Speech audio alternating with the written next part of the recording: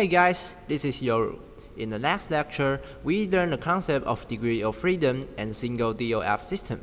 In this lecture, you will learn what is the goal of kinematic analysis and furthermore, how to do displacement analysis of single DOF system using vector method. The goal for kinematic analysis is to analyze the motion of the system, which includes displacement, velocity, and acceleration. Now let's look at some common mechanisms in our everyday life. In fact, they are all composed of basic four-bar linkage systems. And later on, I will show you how they move and take them as examples to demonstrate how to do displacement analysis. The first type is rocker crank mechanism. You can observe this when you are riding your bicycle just like the picture shown here. The animation here shows how a rocker crank mechanism moves.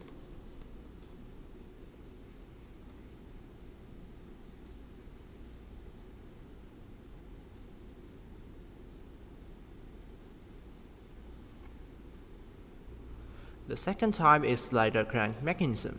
You can observe this in the microscope. The animation here shows how a slider crank mechanism moves.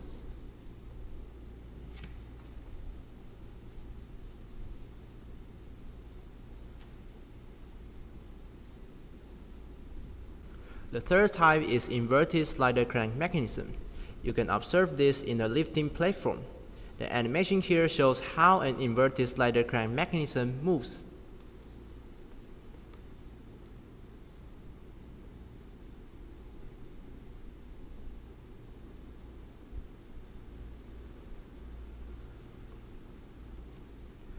These three are the basic four-bar linkage systems you will see in everyday life. Now let's talk about how to do displacement analysis of these systems. In displacement analysis, our goal is to find the positions of a particular point on the rigid bodies and the orientations of the rigid bodies by assigning one coordinate for the single DOF systems. In the example here, we have to find 3 x's, 3 y's, and 3 z's, in total 9 coordinates.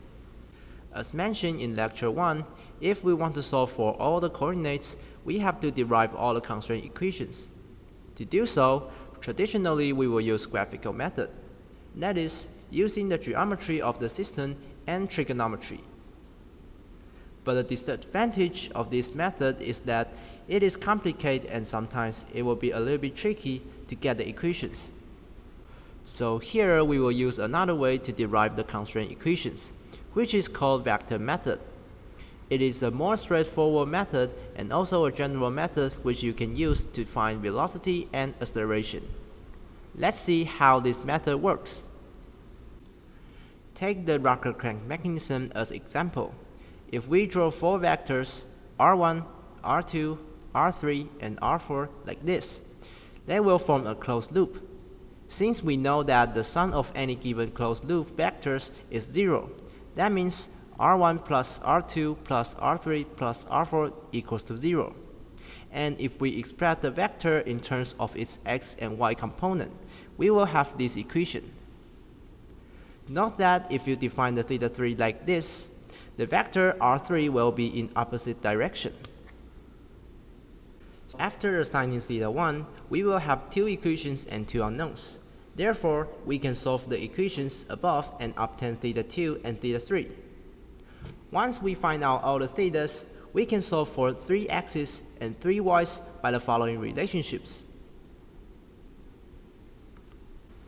Now let's look at the slider crank mechanism. Same, we draw vectors. Here now are the r1, r2, r3, and form a closed loop. Again, since the sum of any given closed loop vectors is 0, r1 plus r2 plus r3 equals to 0.